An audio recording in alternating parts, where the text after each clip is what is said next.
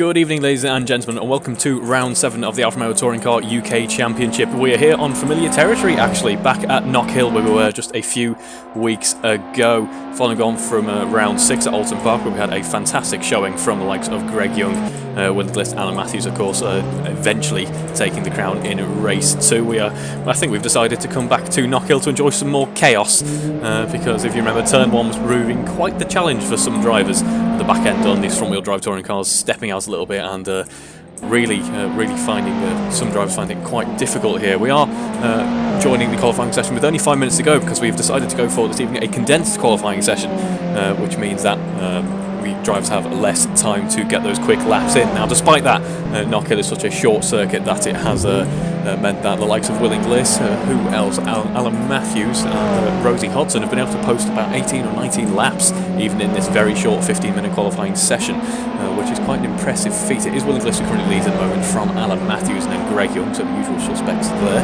I have just seen that Matt Daly has joined the session. There he is. In fact, we'll stay on board with Greg Young as he is heading up to the Taylor's Hairpin now. A very good name, might I add.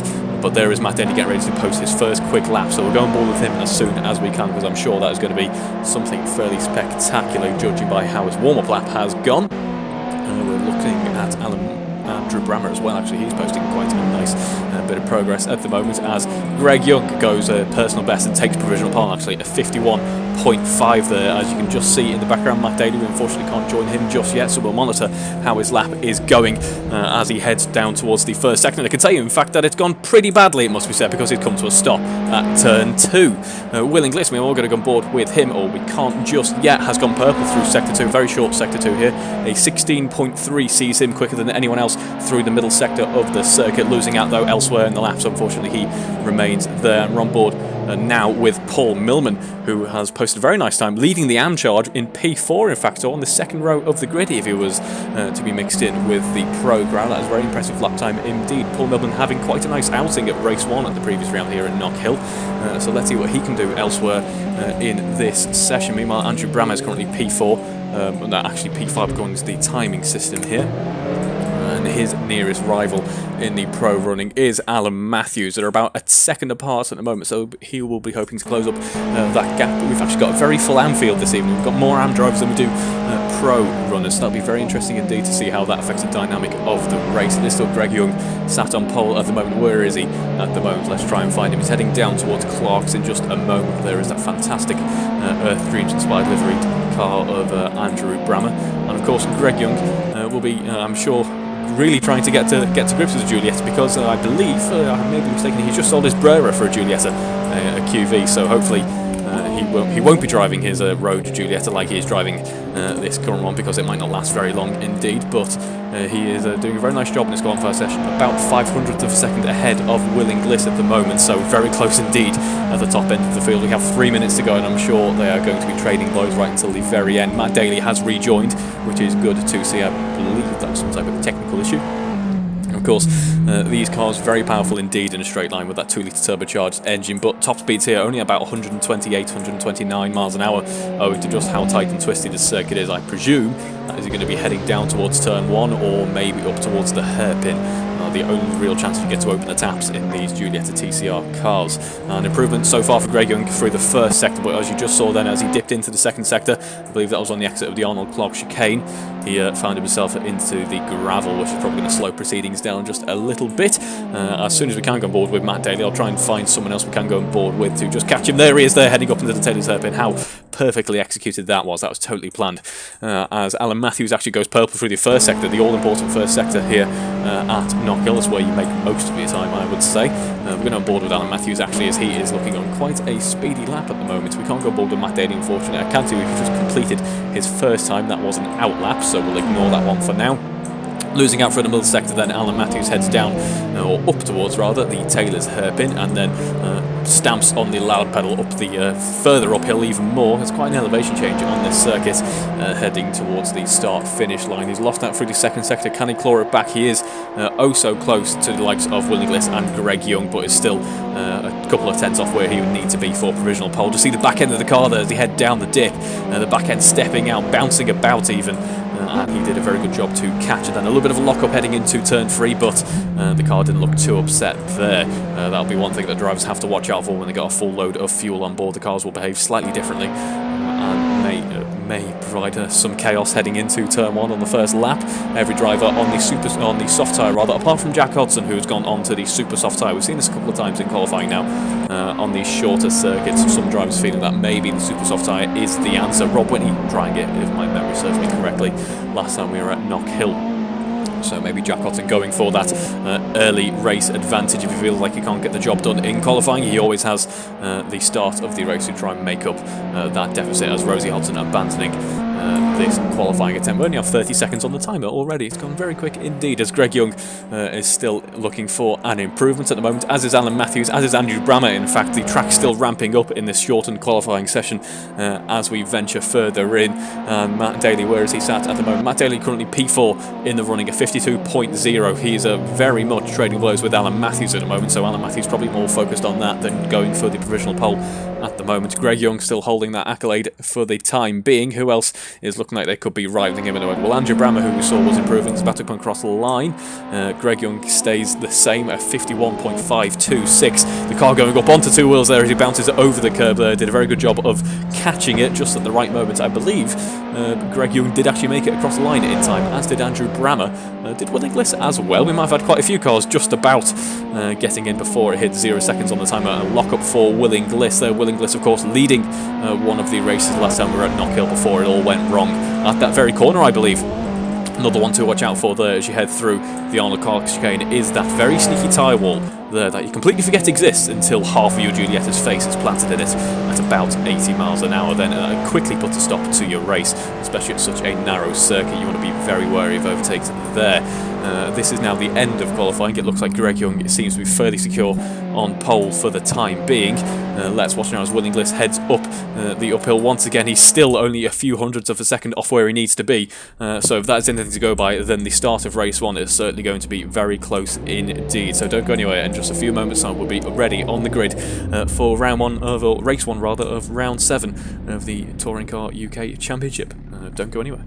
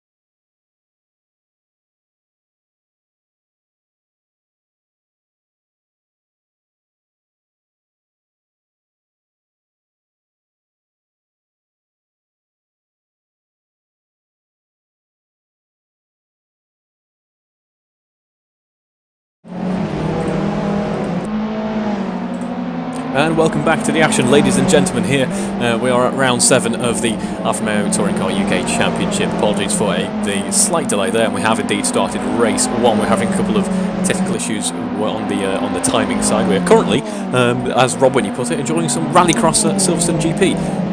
Very quick rallycross cars, these. But I can tell you there is Will Inglis actually leading this race at the moment. Alan Matthews currently holding off Matt Daly, Andrew Brammer and Paul Millman in the distance there as well. So Alan Matthews really got his work cut out for him. Not quite sure what's happened to Greg Young. Greg Young is in fact leading apparently according to the timing system, but is currently P8. Okay, Greg Young currently P8 at the moment. I think we're having a bit of a kind of a mismatch on the timing system to the rest of the system. As we see Greg Young bouncing his way through turn 1 there, the car diving under braking as well, but Will Inglis building up a commanding lead at the moment, it must be said, about 3 seconds clear from Alan Matthews. Alan Matthews really struggling to keep Matt Daly at bay for the time being. Matt Daly, I can't give you a time on him at the moment. Will Inglis, he's currently setting purple sectors. That is something that I can tell you, and that is and here's the reason why. Just look at how much further ahead he is compared to everyone else. Absolutely in control of this race, and hopefully making up for the unfortunate events of the last time we were at Knock Hill. Alan Matthews then, meanwhile, is in P2, has broken away a little bit from Matt Daly potentially. Yes, by the looks of things, he is slightly more comfortable, and by slightly more comfortable, as he bounces over the curbs there up onto 2 wheels, I mean about 4 car lengths. That is a bit of a breather given how the last lap went for him. Matt Daly bouncing his way through turn 3 this time round. At some point, the back end of all of these cars is going to step out. And there we have Andrew Brammer leading quite a good race at the moment, actually. He's in a bit of a race of his own, really. Not quite close enough to the likes of Alan Matthews, Matt Daly, although if they keep battling, they'll slow up, and he'll be enjoying a battle for a podium position in just a moment, but also quite a comfortable distance ahead of Paul Millman.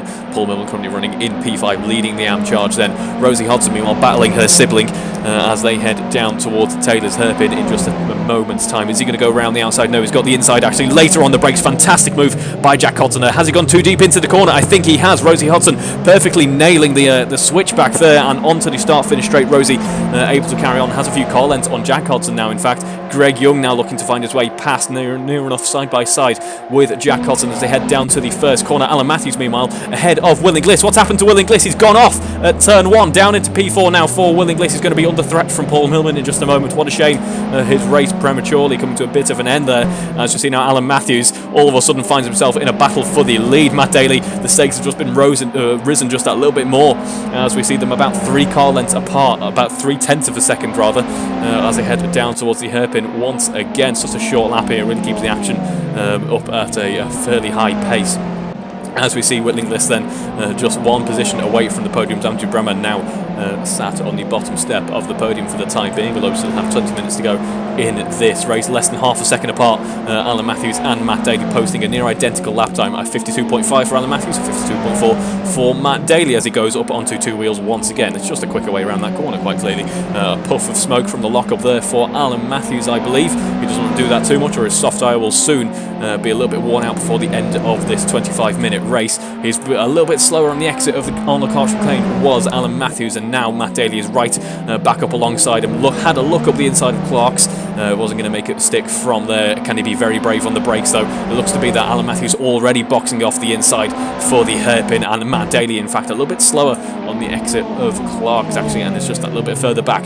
Alan Matthews needs to keep that type of good consistent pace up if he wants basically a hope of leading this race for any extended period of time. Meanwhile, further down the order, Rosie Hodson finding her way past Greg Young. In fact, if we have a look at her pace at the moment, I can tell you, if I can find her in this list, it is a 53.1 on the previous lap for Rosie Hodson in comparison to Greg Young, still registering his first position at a 53.3. So Rosie has some fairly competitive pace at the moment as Greg Young has found his way back past Rosie and is probably going to try his best to break away. Meanwhile, Matt Daly in all of this has found his way past Alan Matthews on the exit of the, I believe that was the Arnold Clark chicane there as we run down towards Taylor. This is going to be a fight back from Alan Matthews now as he tries to work his way up the inside. No, he's going to have the outside instead. Who can be later on the break? It's going to be Alan Matthews later, but he's going to have to go the long way round, and Matt Daly was by far and away ready for that and is going to be still, in fact, no, they're side by side. A better exit for Alan Matthews. Sees Alan Matthews as he comes across the start-finish line, just about a nose ahead there, and it currently has the lead of this race. Who's going to be later on the brakes into turn 1? Then Alan Matthews boxes him off, the back end stepping out just a little bit there, and they run down towards turn 4 rather, and it is Matt Daly who gets the corner this time round, because a lock-up from Alan Matthews cost him big time there. He had to go the long way round, had to go wide, and that cost him substantially as he bounces over the sausage curbs, nearly a second down already. One small mistake at this very tight, twisty and technical circuit can cost you big time, as Andrew Brammer is not too far off Alan Matthews now. Meanwhile, Will Inglis catching back up. He wants vengeance. He wants that lead back, as we see who I believe Alan Matthews, no, after Matt Daly in fact having a couple of lag issues by the lots of things. Hopefully that doesn't affect his lead of this race, as the rest of the field starting to calm down just a little bit now after a rather hectic start to this race at Silverstone apparently. As we head up the Taylor's Hairpin once again, Jack Cotton rather defending from Paul Millman. And all of this, the AM lead has changed around quite substantially. This is now the battle for the AM lead. Rosie Hosden dropping back to third in this. It is Jack Cotton who takes the AM lead then as we head down towards turn 1. Flames on the overrun of the Giulietta WTCR cars there. They are always a sight to behold. The back end, quite a lively thing in these TCR cars. And Paul Millman currently doing his best to keep up. If we compare their pace at the moment, a 54.4 on the previous lap for Jack Hodson, a 54.1 for Paul Millman, and we might as well give mention to Rosie because she's involved in this battle as well, 56.8, so I think that was why she's dropped back, but her best, 53.1, Paul Millman's best, 53.1, and then Jack Hodson's best, 52.9, but a high 52.9, so they are very competitive throughout the Anfield then, as Will Inglis is now side by side with Andrew Brammer heading up through the Taylor's Hairpin. He seems to have absolutely nailed the final sector on that previous lap and is heading into turn 1 quite a distance ahead actually. Of course, at this very tight and twisty circuit, that is what is considered quite a distance. It's only a few car lengths, but that makes all the difference here. As meanwhile, Alan Matthews able to break away from the likes of Will Inglis, and Matt Daly absolutely romping away with it, it must be said. Previous lap 52.0, although Matt Daly, ignore me, that was Greg Young on the previous lap at 52.0. On the previous lap, Matt Daly 51.8, the first driver into the 51s. I believe that would have put him pretty much at the top of the field in qualifying. Very impressive indeed from Matt Daly, and he's just set another purple sector. He's absolutely flying along at the moment. No one in this race, I should mention, using that super soft tyre, so Jack Hodson clearly deciding that it wasn't quite enough to make it to the end of the race in this session. So then, Greg Young will be one to watch out for. Actually, he was at the back for quite a number of laps, but soon found himself up into P5, only 10 seconds off the lead. In fact, he is really going at quite a rate of knots, of course, excelling in qualifying. The back end getting away from at turn 1, and he's on the infield of the circuit. I'm sorry, commentator's curse there, Greg, but we're going to watch this now as you try to rejoin on this very narrow circuit indeed. All his progress pretty much being undone, unfortunately for him. That one small error has cost him big time. That is one of the one of the downsides of having such a competitive field, that even the AM runners were only one small mistake away from putting him right at the back of the running, although a small mistake from Rosie there might see her be embroiled in a battle alongside Greg there. She allows him pass, of course. Pro runners and AM runners not recommended to battle with each other, but sometimes it happens and it's always good to see. But what a shame for Greg Young there. Meanwhile, Matt Daly just casually setting 51.8, as he's been doing for the past few laps now, bouncing over the curb at turn 1 once again. The car looking very unsettled, actually, headed into Scotsman, I believe that corner is called. And I believe he's using quite a stiff setup here by the looks of things, because that car is absolutely flying along. It'll be interesting to see how it holds up towards the end of the running. Andrew Brammer, meanwhile, we haven't heard too much from him so far in this race, doing quite a nice job actually in P5 at the moment. Just set a personal best. Sector 1 is still keeping Will Inglis honest. They're about 7 seconds off the lead now, because the lead is ever breaking away from the rest of the field, but about 3 seconds away from Alan Matthews in P2 at the moment. Will Inglis obviously wanting to try and catch back up to Matt Daly if he can, but he's got to get past Alan Matthews first, as Matt Daly has just decided to go for an even faster lap. I don't believe there was any personal best on that previous lap. No, there wasn't. They were all actually slower sectors, but that lap must have just been stitched together quite well, because it was a 51.5, so 3/10 better than his previous best attempt. So the fuel load's getting lighter and the cars start to get ever faster, even though the tyre's getting older. Clearly, tyre life not too much of a concern here. Will Inglis responding to that though with a purple sector, so the track might be rubbering in a little bit as well. A 17.1 through that first sector for Will Inglis as he's trying his best to catch up to. It's Alan Matthews he's trying to catch up to. Alan Matthews not doing too shabby though, 17.2 rather through the first sector himself, so not too far apart those drives. Speaking of not too far apart, Greg Young and Paul Millman. Greg Young going up the inside there, or trying to, but well defended by Paul Millman in fact, as he heads down towards the Taylor's Hairpin. I keep saying down towards, it's up towards, but you know what I mean. As Paul Millman looking like he could be getting ready to defend the inside, potentially no, he's going to go wider on entry. That sets him up better for the exit of the corner. That is, I was about to say textbook, but it looks like Greg Young has absolutely nailed it now. Side by side these two as they head up towards the start-finish straight once again. In fact, they are neck and neck. I'm not sure who's going to start the next lap in front. I believe that was Greg Young potentially at the very end there, but they have again pretty much neck and neck heading into turn one. However, Paul Millman had the outside line there, had to concede to Greg Young. Greg Young finds himself up into P6 once again. He's only 3 seconds down on where he was when he had that unfortunate incident at turn one. He's got 12 minutes to go in this race. Can he make that difference? Can he start to get towards the likes of Will Inglis, Alan Matthews? Only time will tell. But speaking of getting towards the likes of Alan Matthews, Will Inglis is doing so and is now within a second of Alan Matthews. So things to watch out for in these cars. Number one, the back end stepping out at turn one. The driver behind will be trying to put as much pressure on as possible as you head down that steep downhill there and try to make the overtake easier for himself, because of course the overtakes are quite difficult at this very narrow circuit. You need at least half a second's advantage minimum really to try and get your car past. You don't have the likes of a slipstream to speak of really in these touring cars at such a slow circuit as well. Will Inglis going for the exuberant approach through the Arnold Clark chicane there, bouncing over the sausage curbs. The car was up in the air, all four wheels in fact left the ground there. He was able to rejoin though with no kind of loss of control, which is good at 2C. I'm not sure the suspension engineers will thank you for that one, but the car will be ready and mended for race 2 coming up in just a few minutes time. The reverse grid of course giving the some drivers another opportunity, another crack at the podium if it went wrong for them in race 1, which I'm sure the likes of Greg Young will be very appreciative of, given how this race has started for him.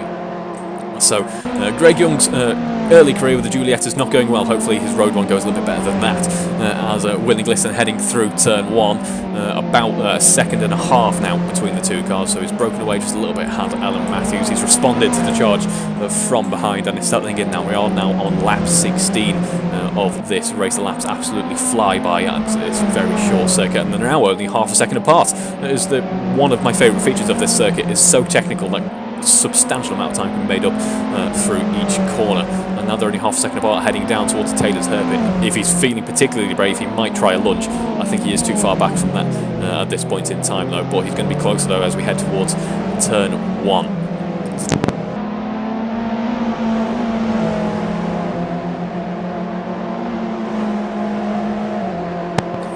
Meanwhile, Jack Hodson is currently leading the Amjar, still setting personal bests and is a substantial amount of distance, rather long-winded way of saying it. He's about 9 seconds ahead of Paul Millman, currently in P2 in the Amron. Of course, all the Amrons this evening actually on the podium, which is good to see, because you know no one's going to come away without any silverware.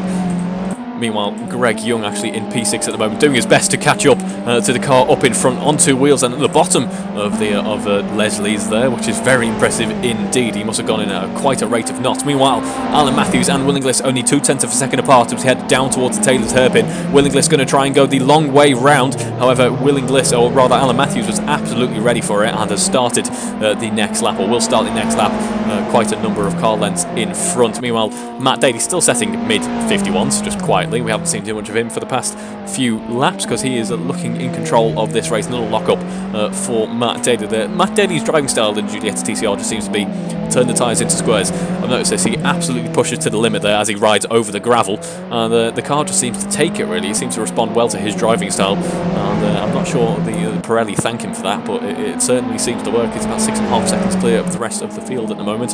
He'll have to work for it in the reverse grid race, so we'll see what happens there, as Will Inglis potentially pushing just a little bit too hard in his efforts to catch up to Alan Matthews, has ridden over the gravel heading through his laps, and that might cost him big time because he lost all that momentum heading down towards the hairpin. Now about a second and a half in fact separating these two cars as they run up towards the start finish line once again. The checkered flag not coming yet, of course. We have 10 minutes to go in this race. and yeah, that is exactly the type of mistake that Willingless wants to try and avoid at this stage, because those mistakes can add up quite quickly, and he'll soon find himself in the jaws of Andrew Ramo, who's only about a corner behind at the moment, as Greg Young finds his way past Jack Hodson on the exit of the Taylor's hairpin. Now this is when he's effectively released and can try and catch up to the rest of the pro field in his effort to try and claw away some more points from this weekend. Of course, we will give you a brief update on the championship standings as they stand heading through race 1 at the moment, as we wait to see if Willingless can try and catch up to Alan Matthews. Alan Matthews seems to have the measure of him at the moment, though. If you compare previous lap times, 52.1 for Alan Matthews and for Willingless a 53.1, although Willingless does have the better fastest lap of the two.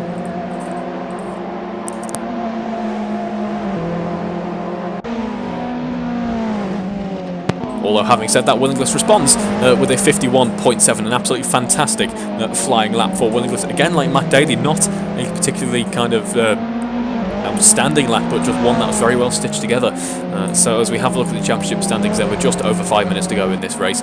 It is Matt Daly who leads by a substantial margin at the moment, 250 points to his name, as we are finding ourselves halfway through round 7. I believe Andrew Romo's actually had a bit of an issue there. He's got no front wing left, that's what I do know. He is carrying on and is in a bit of a race of his own at the moment, so no major threat for the time being. Let's see how that changes heading later into the later stages. Jack Hodson's just had a bit of a mess up there, heading over the gravel, enjoying some rallycross, as our timing screen seems to be suggesting we are enjoying at Silverstone, but we are able to carry on with Jack Hodson. He's got about a 6-second lead at the moment. Paul Millman trying his best to push towards him, and then Rosie Hodson rounding out the field about 6 seconds down on Paul Millman as well. Willingless still setting purple sectors. In fact, has he been saving a bit of tyre life as we head towards the later stages of the race? He might now start pushing to try and catch up to Alan Matthews now. But speaking of Alan Matthews, he's currently P2 in the championship, so this position really matters to him. He's on 192 points. John Cole, unfortunately, isn't with us this evening, is on 160 points. Then we have Greg Young in P4, 99 points, only 7 points ahead of Willingless. That, of course, will change as we head into round 2, and we will update you with the live championship standings as they change, because, of course, that will be a fairly substantial change between those two there, as there's not too many points separating them. Nathan Birch, 91 points, P6. Barry Clayton, P7, 82 points. James Atkins, unfortunately, couldn't make it this evening due to a technical issue, I believe. P8, 92 points. Andrew Rammer, 60 points, P9. George Batterby, 43 points, P10. John Baker, 14 points, P11. And then we have Andrew Whitehead, P2, or P14 on 2 points, I don't believe. He is looking to join this season's touring car racing. I think he might wait until next time round. But speaking of standings, we still have the AM standings to run through. It is Jack Hodson currently leading the AM race with a 52.2 fastest lap. Actually, that's very impressive indeed. He's currently leading the AM standings as well, 193 points. Second to him is his sibling Rosie Hodson, 182 points.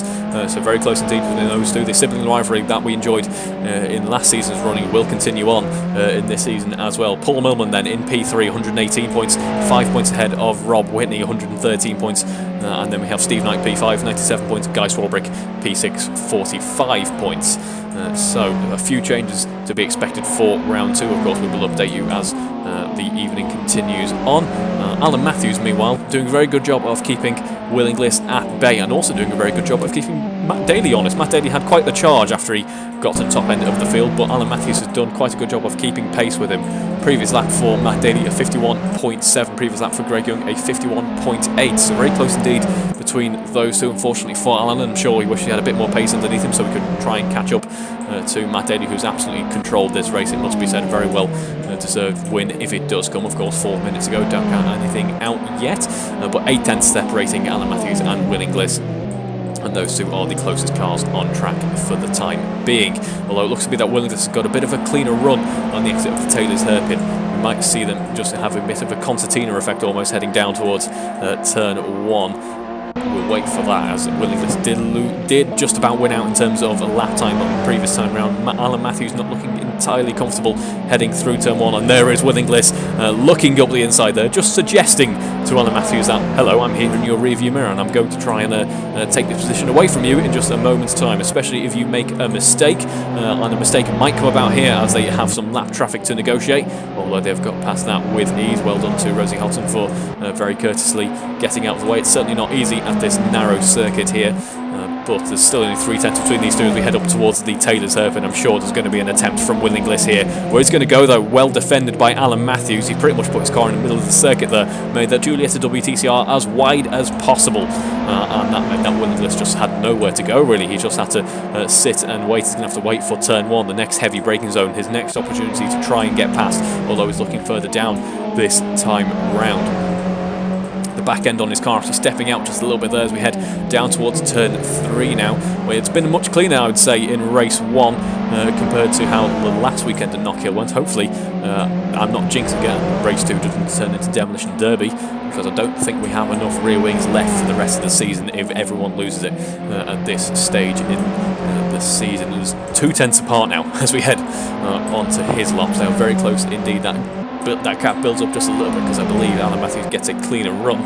If we want to compare the ultimate speed, in fact, I can tell you that's 128 miles an hour through the speed trap for Alan Matthews compared to 128 miles an hour for Willingliss. So very similar setups on these two cars. This absolutely comes down to just driver skill, and they've certainly delivered. It hasn't been kind of blockbuster in terms of overtake here, overtake there, spin out here, spin out there, but it has been excellent racecraft on display from both drivers so far in this race. This battle has been going on for, I'd say, at least 15 minutes now, and it shows no sign of stopping. It feels like they could go on with this for another 15 minutes, and the position probably would change a couple of times perhaps, but no one will be facing the wrong direction in a gravel trap. It is looking a little bit better for Willingliss this time around though as we head through Clarks. He was a little bit cleaner through the Clarks and actually on the exit as well, more importantly I'd say, because it keeps your momentum up for the Taylor's Hairpin in just a moment's time, although it seems to be that Alan Matthews is just able to get onto the power a little bit more cleanly. A very late lunge for Willingliss there as he tried to find his way past. Wasn't going to work though, because once again well defended by Alan Matthews. We've seen countless times before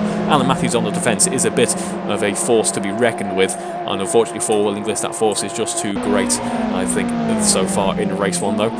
Race 2, the reverse grid race, does give us quite a good opportunity to see the same battle but in reverse, which I'm sure will be equally as enjoyable, as Greg Young actually sets the fastest lap of the race, which is a bit of a shame actually, because it just goes to show that had he been unleashed earlier on, although he finds himself in the same gravel trap which he unwound all of his efforts just about 10 minutes ago, he finds himself in that gravel trap once again. I'm sorry Greg, I'll just not go on board in the next round, because it seems to be every time I do I ruin your race weekend. I do apologise, I'll make note of that. But Alan Matthews is still doing his best to keep Willingliss at bay. They are now side by side as they head up through the hairpin. Who's going to get the better run out? That is going to matter immensely, because we're about to start the penultimate lap of this race. If we go on board with Matt Daly, it is Willingliss, or there is rather Alan Matthews who wins out this time. Willingliss just a few car lengths behind. This time around they posted a near enough identical lap time though. That time around these two are pushing each other to the absolute limit. But yeah, what a shame for Greg Young posting that fastest lap. It's a tale of what could have been him versus Matt Daly potentially, although I'm sure we might see that in the reverse grid race in just a moment's time. As we see Alan Matthews a little bit slow on the exit of the Arnold Clark chicane actually, that has allowed Willingliss to just about get a nose in there, but the track unfortunately for him just too narrow. There's actually contact between the two there as we head onto his laps there. They are trading paint actually quite a bit, as we see Willingliss suffering with a front wing damage there as they are now side by side under braking. Willingliss late on the brakes, a lock up for Alan Matthews, and the timer hit 0. We are now on the penultimate lap of this race. Where is Matt Daly? He's currently heading through Maggots Beckett. Not very helpful. He's currently heading through turn 1. So he's just started the final lap of the race. In fact, we might have to go on board with Matt Daly as we celebrate his immense efforts in this race. You can just see him in the distance there, these two pushing each other quite well actually. I would have thought they would have slowed each other down. If I'll try and get my words out properly, I would have thought they would have slowed each other down. But they have just pushed each other further and further, and there is in fact contact between the two as they head through the Arnold Clark chicane there. They didn't lose out too much speed. They've damaged the rear wing on Alan Matthews' car, and Willingliss effectively has no front bumper at this stage in time, and I'm sure this could go on very well. This very well could go on to the last corner of this race, so I'm really wanting to stay on board with them, but we may have to go on board with Matt Daly as we see them just in the background. They're heading into the Taylor's hairpin. Alan Matthews still winning out then, and Matt Daly heads up the hill for one final time in race 1 and takes the race 1 victory. Congratulations, Matt Daly, for a fantastic drive from quite far back, actually. You absolutely controlled this race. Well-deserved race win there. And Alan Matthews does come home P2, Will Inglis P3, rounding out the podium there. Fantastic drive from all 3 drivers there. Andrew Brammer, another fantastic race there, takes home P4 in the end. Greg Young as well will eventually come home P5 on the road. Well-deserved P5 there. Well done for eventually climbing way back up through the rest of the field after trials and tribulations. And there we have Jack Hodson taking the AM race victory. Well-deserved as well. Certainly had to work for it. Paul Millman, good pace on display there. Unfortunately, it wasn't quite enough in race 1. Let's see what he can do in race 2 as he comes across the line to take P2 in the AM running. And then Rosie Hodson, unfortunately for her, I think this race not going her way. She has another lap to complete and she'll be coming home to round up the podium in the AM running. Are we going to have any victory donuts for race 1 yet, or are we saving it for race 2? I think we're saving it for race 2. Jack Hodson has found a tyre wall to go and cuddle. That's nice. That's an odd way to bring your car to a stop there. Everyone's just quite nicely just bringing the cars into the pits, and then we just have stopped. Just there, just some scenery here at Knock Hill, which is certainly one way of going about things. But as we see the drivers enter the pits, we get ready for race 2, the first grid race coming up in just a moment's time. So don't go anywhere.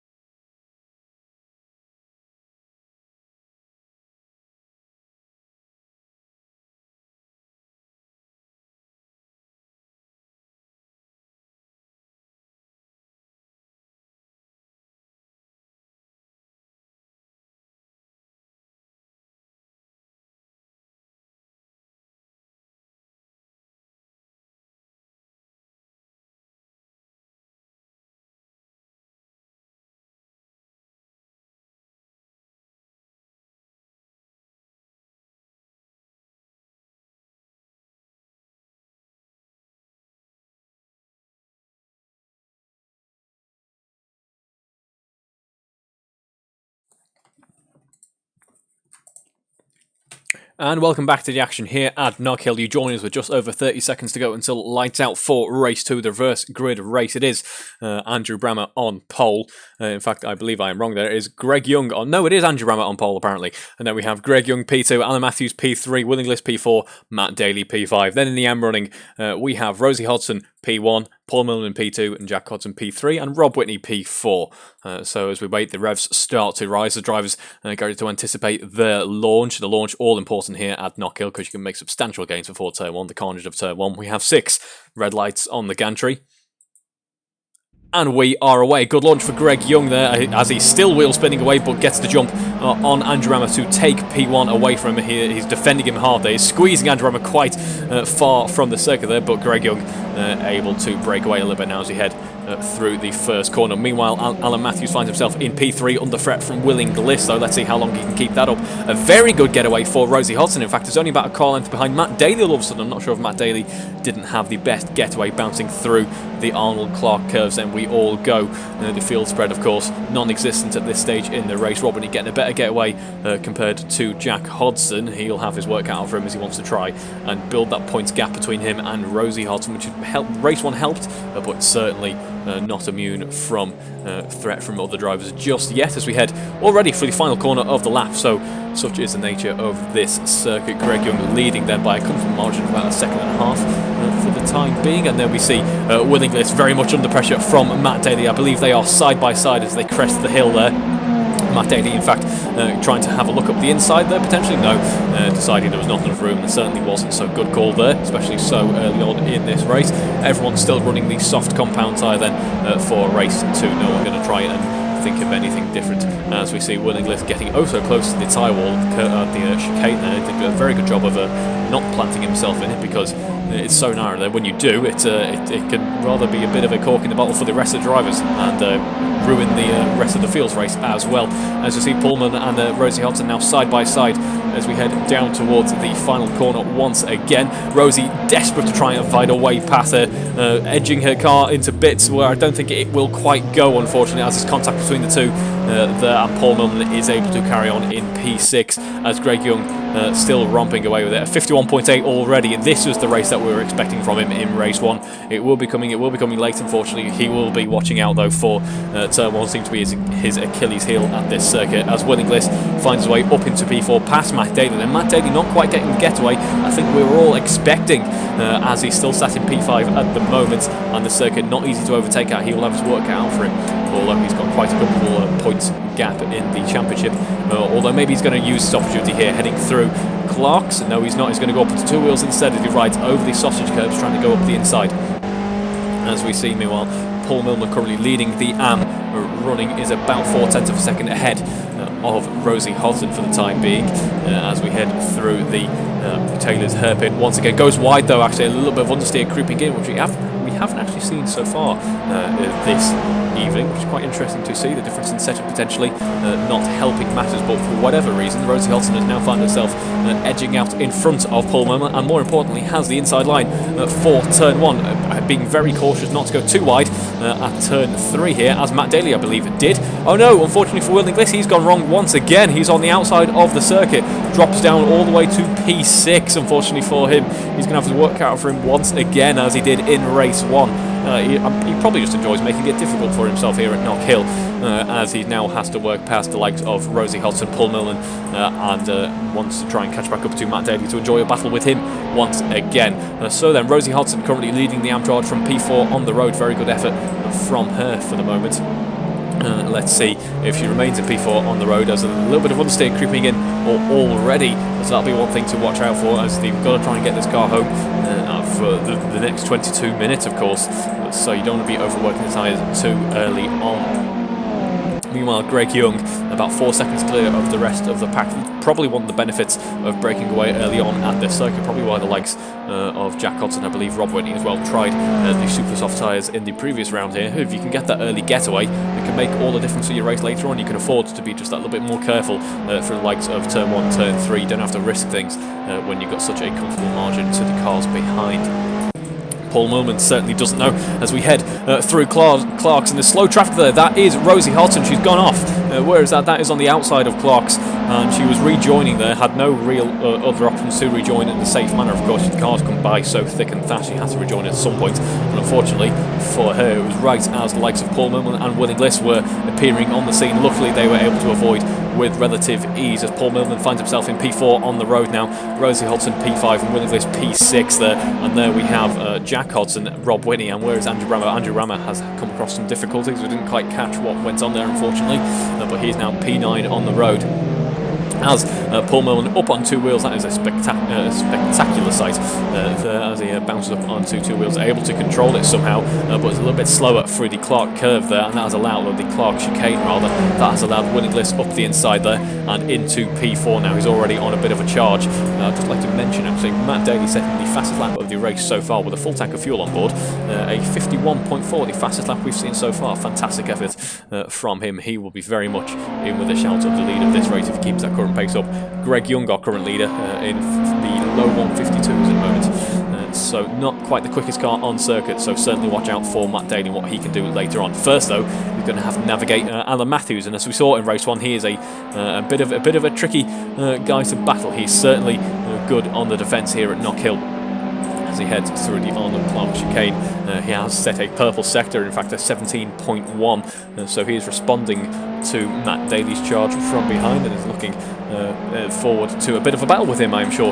Meanwhile, Willie Gliss takes away that purple sector one, a 17.0 for Willie Gliss, and he's in a bit of a race of his own at the moment. Is about 8 seconds behind the likes of Matt Daly and about 3 seconds ahead of the likes of Paul Millman, who is just on two wheels for, I'm sure, some more spectacular sights that we get to enjoy there as he bounces over the sausage curbs, heading up the Taylor's hairpin this time around. A 51.7 is the fastest lap we've seen from our leader Greg Young so far. Matt Daly pretty much echoing that with a 51.8, a low 51.8. As he is trying his best to catch up to Alan Matthews. Now within a second of Alan Matthews, in fact, as Willie Gliss is trying to catch up as well as he heads through turn 1. At the back end, is he getting away from? Yes, it is. He's in the tyre wall. What a shame for Willie Gliss, where it went wrong just a few laps ago. It's gone wrong once again, and all of his progress that we've seen him claw back towards the podium has unfortunately been undone. In fact, he's now in P7. What a shame for Willie Gliss. It's one of the, as we mentioned in race 1, one thing about racing in such a tight field, one small error and you'll find yourself tumbling down the order. Unfortunately for Willie Gliss, he's going to have his work cut out for him once again with 18 minutes to go in this race. Matt Daly now half a second behind Alan Matthews. Actually, we head up to the start-finish line once again. I'm sure Alan Matthews is now quite bored of being afraid of losing P2 to his competitors.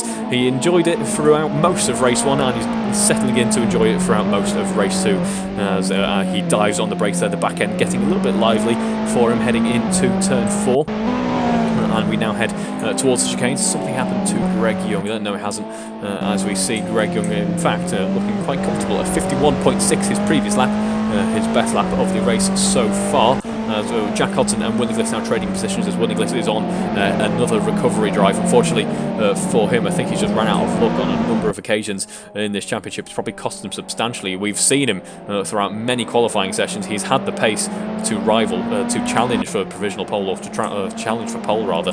But unfortunately for him, the races just haven't quite come for him this season, and as a result, he's currently on 107 points, where he should be probably be fighting for the likes of P3 or P2. Something we'll have a look at later because that order has changed about just a little bit, owing to race 1's events. As we see, Alan Matthews now 5 seconds off the lead, about 5.5 seconds off the lead is Matt Daly, so they're very close indeed as we head through sector 2 now. Heading through the Arnold Clark chicane there. Interesting to see that Matt Daly pretty much treats that as a straight line.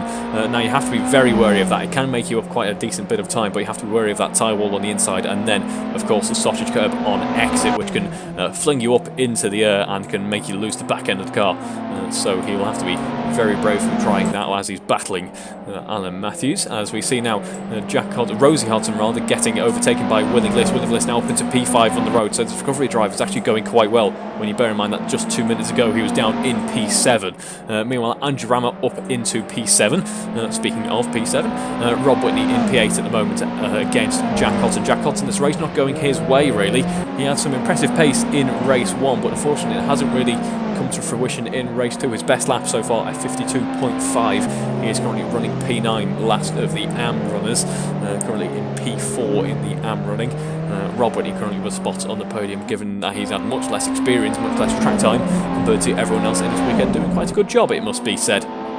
As Andrew Brammer tries his best to catch up to the rest of the pro field, heading through the first corner then. Meanwhile, at the top end of the field, there's only a tenth between Alan Matthews and Matt Daly as we head up the Taylor's hairpin once again. A lock-up for Matt Daly, I believe that was. A fairly substantial lock-up as well. Alan Matthews keeps him at bay for the time being, but who's going to come out on top? In terms of a previous lap time, I think I know the answer to that one. It is Matt Daly at 52.3 compared to Alan Matthews' low 52.5 as we head through turn 1 now. And Matt Daly is certainly not showing any signs of letting up. As we see now, we're actually getting the close car indicator on the bottom of the field, on the bottom of the screen there rather, because he is just that close to the rear wing, is Matt Daly. I'm sure that is just like that. Alan Matthews now getting quite bored of the Alfa Romeo grille just occupying his entire rearview mirror. That's all he's had in race 1, it's all he's going to have in race 2. I believe there has been a collision between some cars further down the order. Yes, there has, between Willie Bliss and Paul Millman heading through the first sector. There's contact between an AM runner and a pro runner, which is not ideal, as there's a smashed windscreen now on Willie Bliss's car, although I presume that was owing to a visit with a tyre wall just a few laps ago. Paul Millman then currently running in P4, very good job of leading the AM race then. Still only 2 tenths apart, still only 2 tenths rather between Alan Matthews and Matt Daly as we head up to turn 1 once again. Another heavy lock-up for Matt Daly, although I don't think he seems to be too concerned about them as we head through sector 1. The car on 3 wheels for Alan Matthews and a little bit cleaner for Matt Daly as he looks to be carrying a little bit more speed through the Arnold Clark chicane. Alan Matthews has learned from his opponent and is taking it as pretty much a straight line. Anything you do, I can do too, says Alan Matthews, and it's certainly working well for him because he hasn't lost too much pace at all in this battle, as he didn't in race 1 in fact. If you compare him to Greg Young, our race leader, he's still in the 52s. Not quite as quick as Greg Young on that previous lap at 52 flat. On that previous lap for Greg Young, he's the quickest car on circuit at the moment. Actually, he's about 7 seconds clear of the rest of the field now. But very competitive time for Alan Matthews still, despite the battling he is currently enjoying. As we see Matt Daly just a little bit further back this time round. Again, you can see an air gap between the two. A lock up on the back end for Alan Matthews. That is a disaster for him. He's been so clean all weekend there. He's now on the infield in the gravel trap, and that pretty much kills all momentum in his race. What a shame that one small error there has cost him big time there. He's still on the podium. He's still running well, heading through the Arnold Clark chicane. They're back up to full chat, but is now about 6 seconds behind Matt Daly. This has made Matt Daly's race just a little bit easier now. That is probably, to be honest, not a sight that Greg Young wanted to see, because now Greg Young has been freed with 12 minutes to go in this race, and we know that with the pace that Matt Daly can demonstrate, that is not an insurmountable feat. As we now go on board with Will Inglis, who's heading up a bit of a trio here. He's heading up Paul Millman and Rosie Hodson as well, as they are keeping pace with him. It can be quite helpful sometimes to have a car in front that you can just copy their line through certain corners that kind of spur you on and bring the lap times down. It seems to be working for these two AM runners here, as they are breaking away from the rest of the AM field, it must be said. Speaking of the rest of the AM field, Rob Whitney seems to be on for a bit of a quick lap at the moment, posting a personal best sector 2 there, and a very competitive sector 1 as well. We'll see what he can do. His personal best is a 53.2 overall. He should be, I imagine, smashing that as he comes across the line here. It is a 53.2 on that previous lap for Rob Whitney there, but the back end gets away from him. Commentator's cursor, sorry Rob. Heading into turn 1, he finds himself on the gravel trap, and turn 1 really is catching a few drivers out this evening, as it did in the last visit to Knockhill actually. So it just goes to show just how technical this track is. Matt Daly then breaking into the mid 51s rather, as we are already 15 laps into this race. That time of that gap between him, that delta rather between him and Greg Young was at 7 seconds. It's already only at 6.5 seconds. So let's see what Matt Daly can do towards the end of this race as he bounces. I think, did he actually cut the sausage curve there? And unfortunately for Rob Whitney, leaving the session, I imagine, in frustration. Unless that was some type of technical issue that caused that, as Matt Daly diving onto the gravel there, actually looking a little bit out of his comfort zone there, as the car was enjoying some rallycross. 17.1 for that first sector, a little bit slow for that second sector obviously, and that will probably not be his quickest lap of the race so far. So then the rest of the drivers starting to separate out just a little bit now as they settle into the comfort zones, occupy a part of the circuit that they enjoy occupying without many major stresses or worries from cars behind or ahead, and they can settle into a bit of a groove as the action will probably build up in just a few moments time as we get towards the later stages of this race. In fact, I'd say that's already happening. Rosie Hodgson catching up to the likes of Paul Millman. Now, there's only about a second separating these two if we compare their current pace at the moment. But Paul Millman on for a mid-53, in fact, mid-53 on the dot there, so thank you, Paul, for making me looking like I know what I talk about. And then Rosie Hodgson in a high 53 at the moment. That was her previous attempt. Andrew Remmer, meanwhile, I haven't seen too much from him, much like we did in race 1, actually. Not quite going his way in race 2, that reverse race, currently P7 on the road, but he's probably going to be catching up to the Amras in just a few moments' time there. In fact, yeah, he's got quite a delta, quite a pace advantage to the cars ahead. So in just a couple of laps time, I'm sure we'll see a battle as he tries to carve his way through the field and catch up to the Willing List, the car that he wants to try and battle next of all.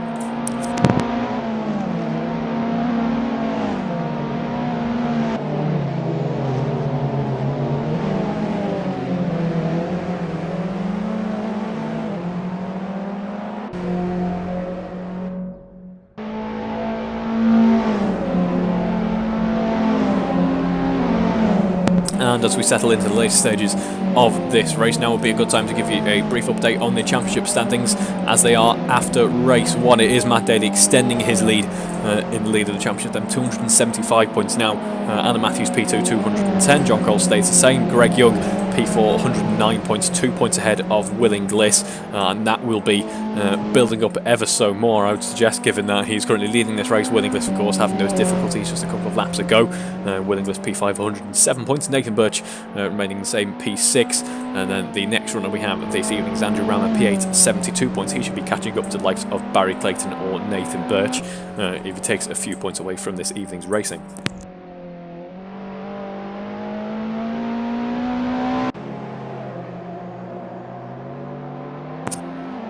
And then in the AM running, we have Jack Hodgson extending his lead in the AM running to, he's currently in P1, 218 points. Rosie Hodgson on 197 points. She will be closing that gap up as much as possible. Then we have Paul Millman, 136 points, P3. Rob Whitney, 113 points, P4. Steve Knight, P5. And Guy Swarbrick, P6. No change there. So no changes, but certainly looking a little bit more uncomfortable for certain drivers. So as these later rounds really start to matter more and more, given how close to these standings are at the moment. As we see Andrew Brammer then catching up to Rosie Hodgson. Now it should be a fairly easy overtake because Rosie Hodgson is a very fair racing driver in this series and should let him pass with relative ease. As we have just under 8 minutes to go in this race now. Jack Hodgson looking like he's flying about a bit, actually. Unfortunately, he is a ways off the rest of the AM field. As we see, Andrew Rammer actually posting quite a competitive time there, 53.1 compared to the cars around him. So he'll be trying his best to get past in just a few moments. I want to give mention actually to Matt Daly, who has been slowly but surely closing up that gap to Greg Young. He's now within the same camera shot as him, if that's a good indicator. 5.5 seconds separating these two as they head down towards turn 1 now.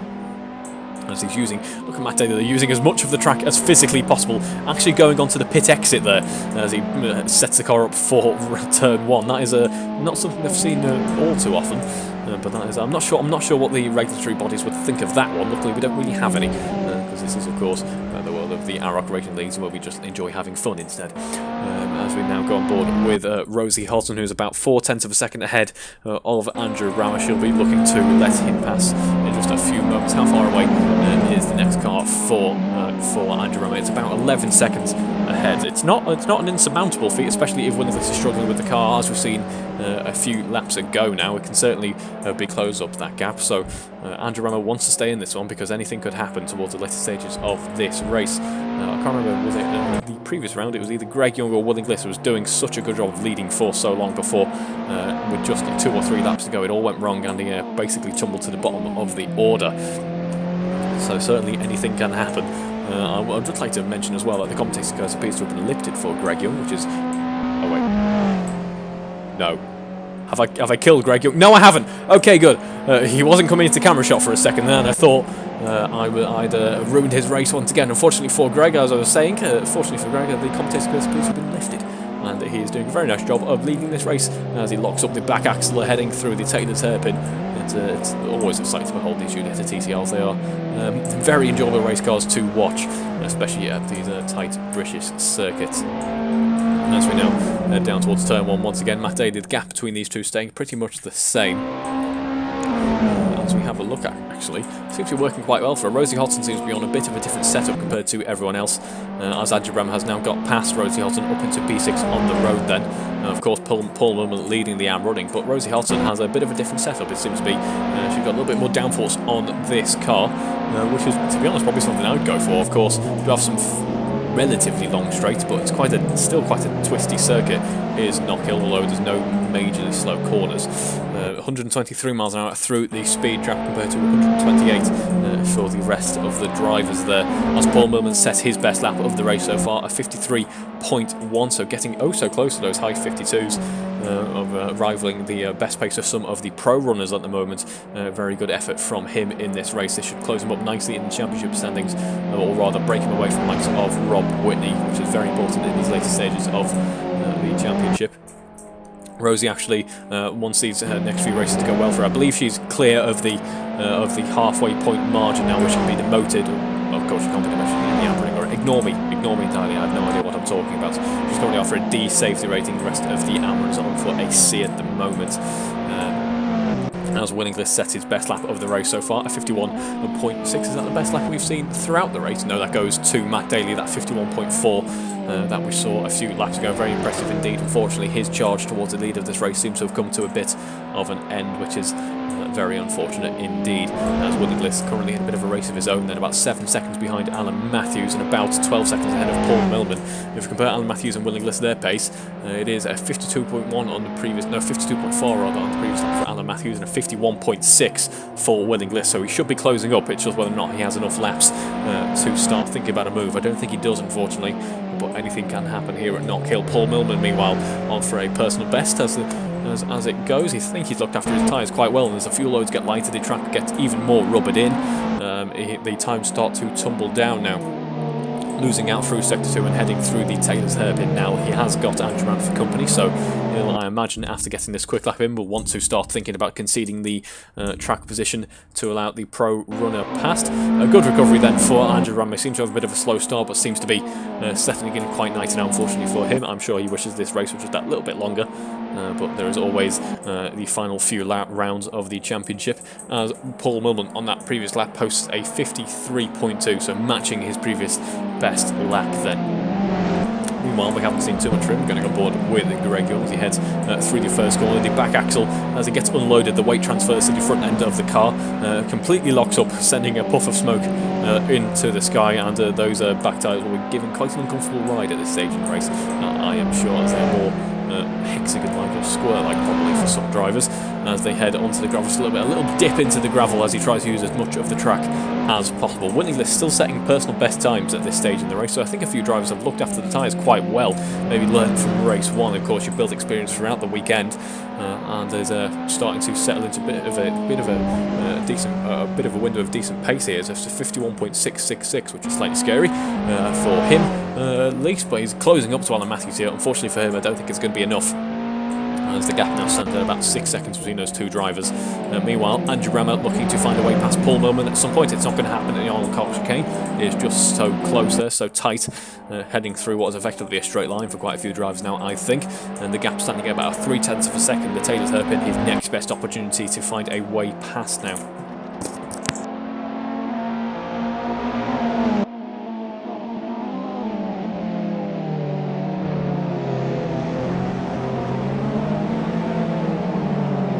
Under 2 minutes to go in this race, and all the drivers settling in to a bit of a groove now. No major complaints from any drivers. I think the order should be staying relatively the same, unless some type of major disaster happens for some drivers. As we see, Paul Millman obviously wants the best track position possible, wants to make sure he's got enough of a comfortable delta between him and Rosie Hodson. Unfortunately, Andrew Rammer not able to find a way past just yet. As we go on board, in fact, with Jack Hodson. Jack Hodson closing up to Rosie Hodson now. So this pace, he was struggling towards the start of the race. He didn't quite have the getaway I was expecting.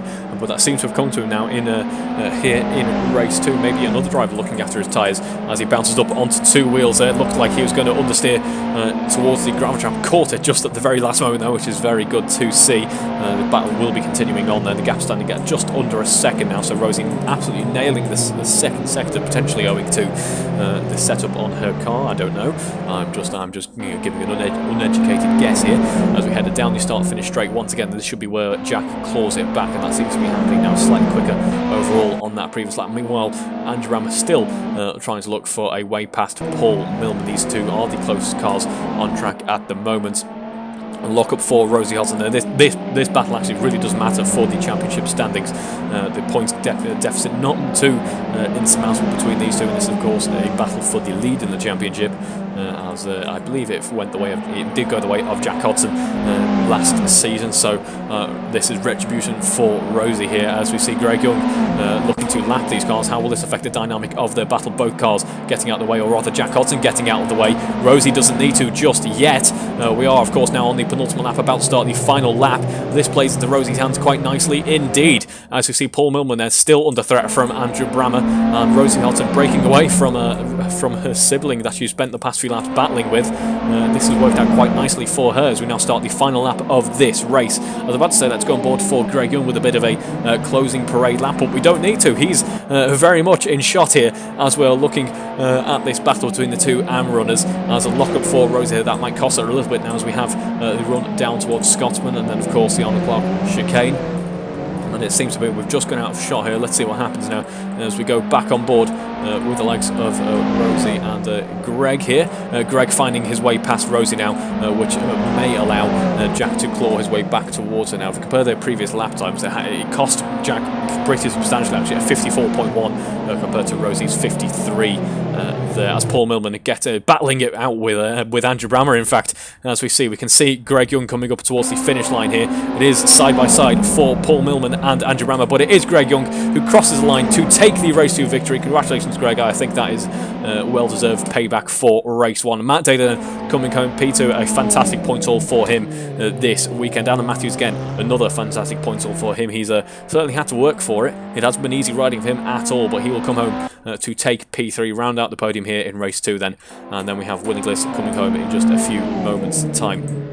As Jack Hodson classified P8. What is going on here then? Who else is still battling? Are Paul Mum and Andrew Brammer still battling? No, Andrew Brammer finds his way past eventually, as we see Willie Gliss heading through the final corner then and coming home to take P4. Good points all for him. And then we have Andrew Brammer.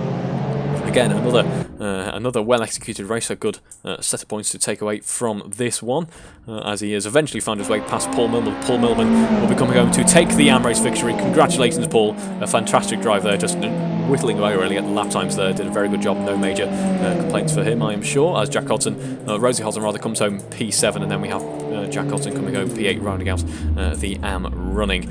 Are we going to have any victory donuts there? Well, I believe that is a reversing Matt Daly. Yes, it is. That was one way to go, but I like it. I rate it. That is I don't quite know what to say really. It's odd.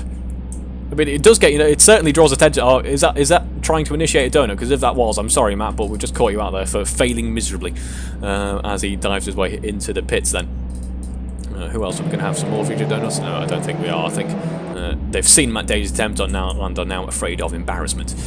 So then, that seems to be rounding out the running for round 7 here. So I hope you've enjoyed watching as much as I've enjoyed commentating. I'll catch you in a fortnight's time for the next round of the randomly selected touring car order here. In fact, no, we have a drift from Matt Daly. That is very impressive indeed. They've all just left the pits for some reason. It's now Demolition Derby. Okay. He's in reverse once again. Which, no, it didn't work for you last time. Let's see if it works this time. As Greg Young following him. It's like synchronised swimming, but with Julietta's. As who's that? That's Alan Matthews checking out the Scottish scenery, going through the floor. We have a levitating Alan Matthews. It's like a ballerina. It's quite elegant actually. We have a levitating Greg Young. Everyone's levitating. This is. You need more downforce. Right, that rounds out round 7 and catch you in a fortnight's time for the next randomly selected race for the Touring Car Series, and of course COTA coming up in just a week's time for the single-seater series, as we've exited the pit. Are we having issues ending the race? Is that why everyone keeps leaving the pits? No, we definitely ended the race. Zan Matthews is going for another fast lap now. He's decided he's just getting some practice in for round 8, which is probably, on this pattern, probably going to be at Knock Hill again. No, I think, are some drivers coming in? Oh, Willinglis is doing some off-roading. And we've been forced down. Right then, that rounds out this evening's running. I'll catch you in a week's time for COTA and the Signal Seaters and round 8 of this next randomly selected Touring Car Championship. Hope you enjoyed watching as much as I've enjoyed commentating. We're definitely finishing now. Thank you very much for watching, and good night.